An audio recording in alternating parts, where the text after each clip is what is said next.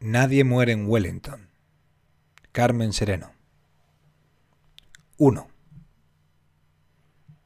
Nada podría haber presagiado lo que sucedió aquella mañana de principios de noviembre de 1999.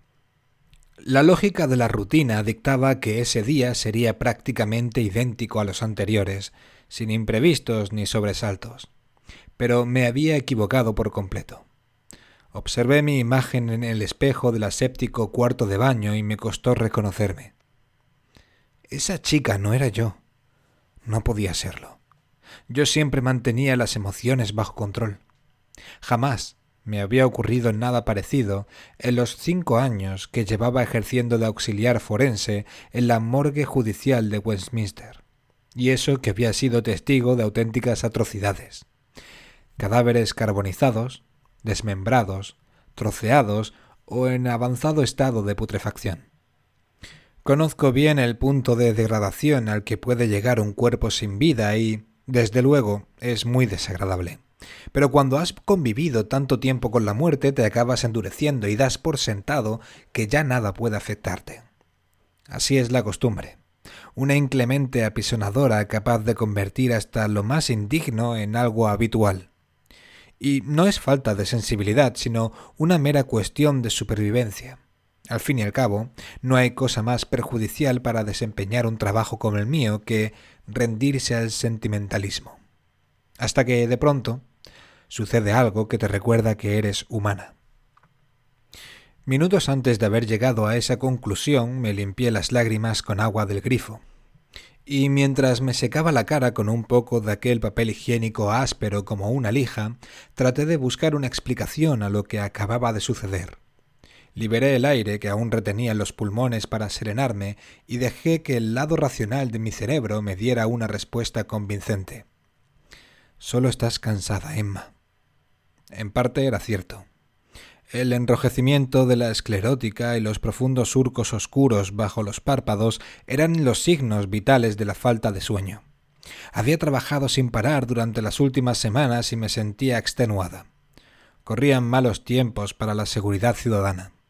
La ola de crímenes que azotaba Londres había alcanzado las cotas más elevadas y los cuerpos comenzaban a amontonarse de forma peligrosa en las cámaras frigoríficas del depósito sin que los prebostes del Ministerio de Justicia hiciesen nada por remediarlo. Estábamos desbordados debido a la falta de personal y el trágico accidente ferroviario de Paddington no hizo más que empeorar las cosas. De manera que cuando el doctor Fitzgibbons me pidió casi a la desesperada que participase de un modo más activo en las labores de identificación de las víctimas del siniestro, no tuve alternativa. No es frecuente ni ortodoxo que una simple auxiliar asuma competencias para las que no está cualificada, pero se trataba de una situación extraordinaria que requería de medidas extraordinarias. El fiscal presionaba, la prensa especulaba y las familias sufrían. Había que actuar con diligencia. El proceso rutinario de identificación de un cuerpo se llama necrodactilia y es bastante sencillo. Una vez se han desinfectado bien las manos del sujeto para evitar dactilogramas de mala calidad, hay que masajearlas hasta ablandar la rigidez cadavérica, tintar los dedos y tomar las huellas dactilares. En ocasiones también es necesario inyectar agua o glicerina mediante una jeringa hipodérmica para contrarrestar la deshidratación de la piel. Por desgracia, la mayoría de las víctimas del choque de trenes habían quedado tan destrozadas a causa del impacto que su identificación suponía una labor compleja incluso para el doctor Fitzgibbons, un auténtico especialista en casos difíciles. Puede que mi superior fuera uno de los mejores forenses del Reino Unido, pero su mano docta no era infalible. Rondaba la 60 y había empezado a mostrar indicios de un agotamiento cada vez más acusado. Tarde o temprano, esta profesión te acaba pasando factura, llegó a confesarme una vez, con un inusual tono melancólico. Y llevaba razón, solo que entonces yo no lo sabía. El caso es que aquella mañana todo parecía igual que siempre, la misma temperatura gélida dentro de la sala de autopsias, la misma mezcolanza de olor a vísceras, humedad y formol, El mismo zumbido de la cámara frigorífica, la misma luz que amplificaba la presencia de la muerte y la volatilidad de la vida. El viejo reloj que colgaba sobre la pared alicatada marcaba algo más de las 12. El doctor Fitzgibbons acababa de cerrar la incisión estándar en forma de Y sobre la cavidad toracoabdominal del hombre que yacía en la mesa de acero inoxidable. Apartó a un lado la gran lámpara fluorescente de cuello de cisne y se bajó la mascarilla. Se acabó. Con este hemos terminado por fin. A continuación, dejó ir un suspiro que denotaba alivio. Rotó el cuello a un lado y al otro y relajó los hombros. Contempló con orgullo la sutura y añadió: «No sé si es usted consciente de que hemos llevado a cabo un total de 31 autopsias en las últimas semanas, señorita Lavender». Alzó la vista y me miró por encima de sus gafas de protección ocular. «Deberían concedernos una medalla, dadas las circunstancias».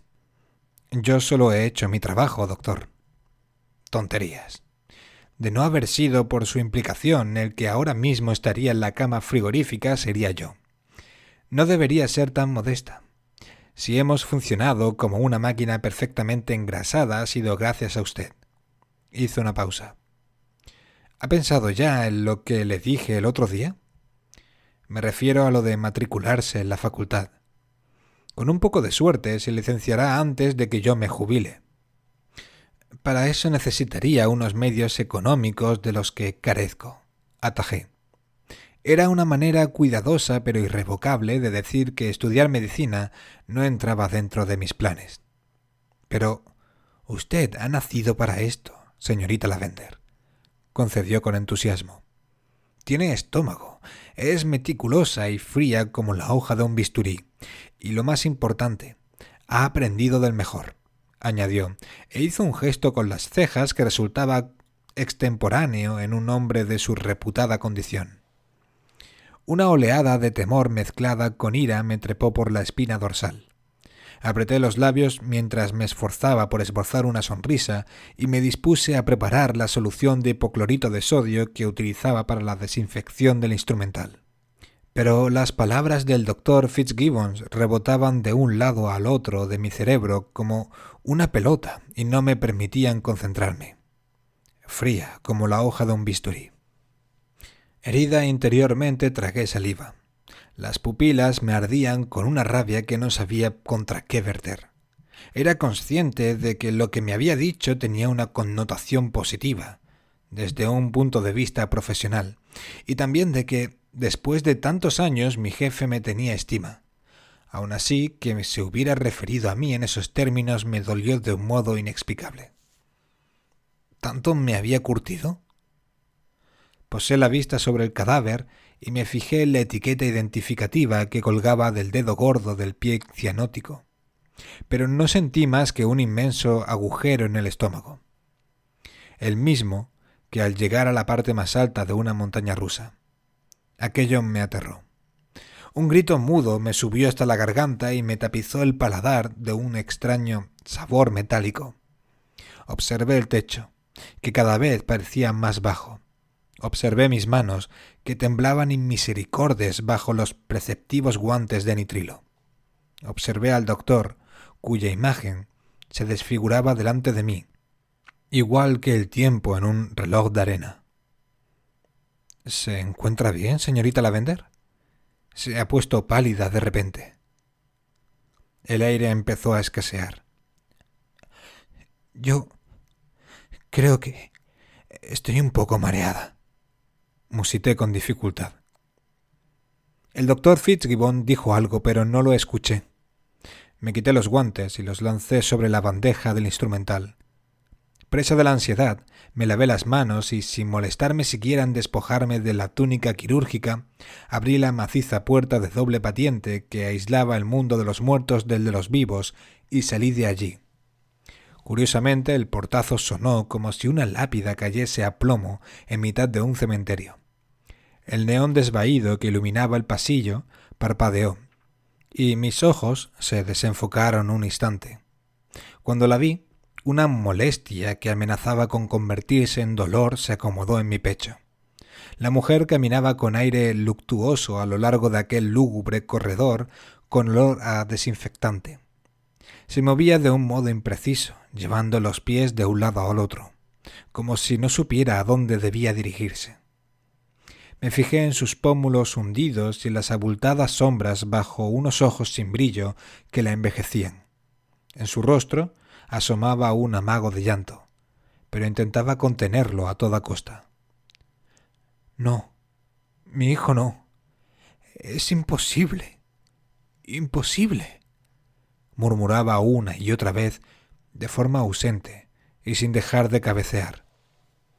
No hay nada más triste en este mundo que una madre que no se resigna a dejar de serlo, a pesar de que ya no lo es. Enseguida deduje que el hijo que había perdido esa pobre mujer y el hombre al que acabábamos de abrir en canal eran la misma persona, y no pude evitar sentirme miserable por lo que había experimentado minutos antes en la sala de autopsias. Esa especie de indiferencia pasiva por el dolor no compartido. En ese momento caí en la cuenta de que ni siquiera le había pasado la mano por el rostro para cerrar los ojos y al punto noté cómo me rompía por dentro, partícula a partícula, igual que un trozo de tela que se desgarra por la mitad. Me eché a llorar allí mismo, yo, que no era una persona de llanto fácil. Y tuve miedo de mis propias lágrimas, de la puerta que acababa de abrir. Entonces hubo un cruce de miradas. La mujer me observó de un modo tan compasivo y desprovisto de egoísmo como si hubiese dejado a un lado su propio dolor, que fui incapaz de soportarlo, y corrí a refugiarme al cuarto de baño más cercano. Inspiré con fuerza y solté poco a poco todo ese aire cargado de cuchillos que me había comprimido la caja torácica. Acababa de darme cuenta de dos cosas, y supe con certeza que el descubrimiento iba a romper todos mis esquemas mentales. La primera, que las muertes, que no duelen tarde o temprano, acaban haciendo daño. Y la segunda, que ni siquiera yo tenía tanta resistencia. Ni siquiera yo era tan fría. No he nacido para esto, pensé en voz alta. En ese preciso instante, todo lo que creía saber de mí misma se convirtió en fuego fatuo.